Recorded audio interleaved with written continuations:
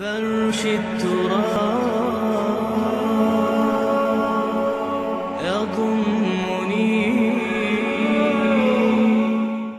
کسی شخص کو تکلیف میں دیکھ کر اگر آپ کا دل پسیجتا نہیں ہے، آپ کے دل میں رقیق کسے کہتے ہیں؟ پتلا، رقیق مادہ پتلا، رقت قلب، دل میں نرمی پیدا ہو جائے.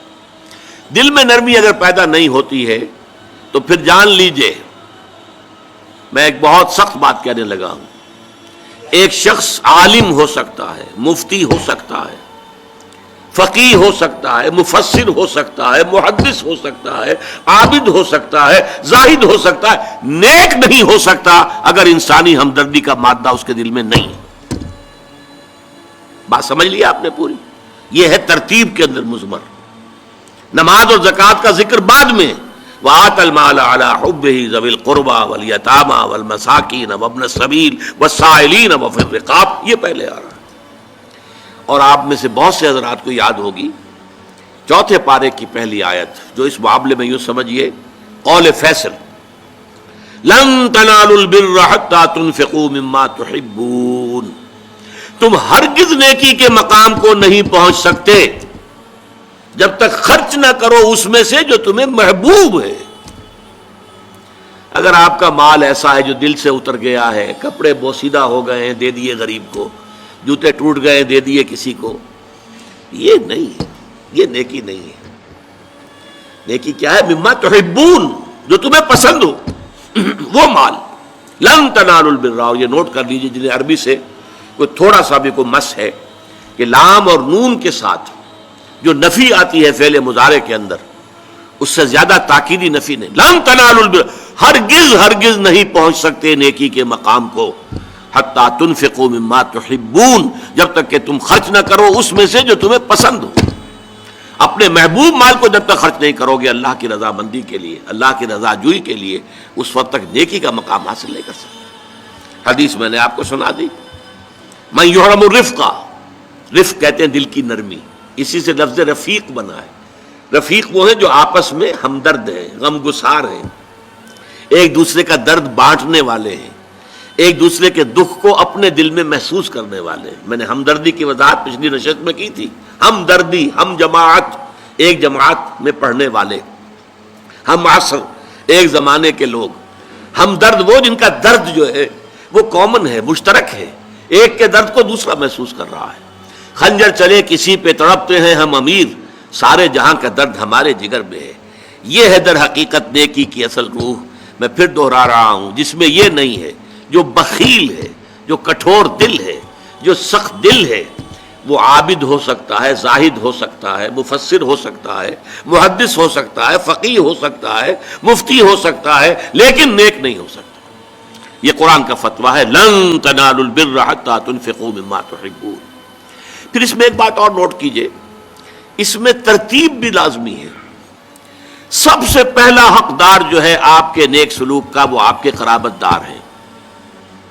الاول فالاول، الاقرب فالاقرب. ہمیشہ قرآن مجید میں سب سے پہلے ذی القربى، وآت ذی القربى حقہ والمسکین وابن السبیل ولا تبذر تبذیرا. یہ بھی ہمارے منتخب نصاب کی آیت ہے سورہ بنی اسرائیل کی. اور تم حق ادا کرو جو ذی القربى ہیں، قرابت دار ہیں، رشتہ دار ہیں. یہ خاص طور پر بات کیوں کہی جاتی ہے؟ عام طور پر قرابت داروں میں، قریبی رشتہ داروں میں شکر رنجیاں ہوتی ہیں. اب فلاں جو ہے، فرض کیجئے کہ کوئی چھوٹا بھائی فوت ہو گیا یا بڑا بھائی فوت ہو گیا ہے، اور دوسرا بھائی جو ہے اچھا ہے، جو فوت شدہ بھائی ہے اس کے حالات اب خراب ہیں، بیوہ ہے، بچے ہیں، کوئی ذریعہ معاش نہیں ہے، اور یہ شخص جو ہے وہ صاحب ثروت ہے، صاحب دولت ہے. یہ اوروں کو تو خیرات دے گا، اپنے یتیم بھانجا اور بتیوں کو نہیں دے گا. کیوں؟ انہوں نے یہ کیا تھا، انہوں نے یہ کیا تھا، انہوں نے فلاں وقت یہ کہہ دیا تھا، وہ بھابھی نے فلاں وقت جو ہے میرے ساتھ یہ معاملہ کیا تھا. اس حوالے سے شکر رنجیوں کی وجہ سے ان کو چھوڑ کر دور دراز جا کر ریوڑیاں بانٹی جائیں گی، لیکن جو اصل حقدار ہیں ان کو چھوڑ دیا جائے گا. اس کا تجزیہ کیجئے. اس کا مطلب ہے یہ اللہ کے لیے نہیں دیا جا رہا. اگر اللہ کا جذبہ ہو اللہ کو راضی کرنا، تو پھر تو دیکھو کہ اللہ نے سب سے پہلا حقدار کس کو بنایا؟ پھر تو دیکھنا ہوگا ترتیب اللہ کی. اللہ کی ترتیب میں تو آت المال علی حبہ ذوی القربى، ذوی القربى سب سے پہلے ہے، اس کے بعد یتامى ہیں، مساکین ہیں، وابن السبیل ہیں، والسائلین ہیں، وفی الرقاب ہیں، لیکن اولین جو ہیں تو ذوی القربى ہیں. حدیث آتی ہے کہ حضور نے فرمایا من احب للہ وابغض للہ واعطى للہ ومنع للہ فقد استقبل الایمان.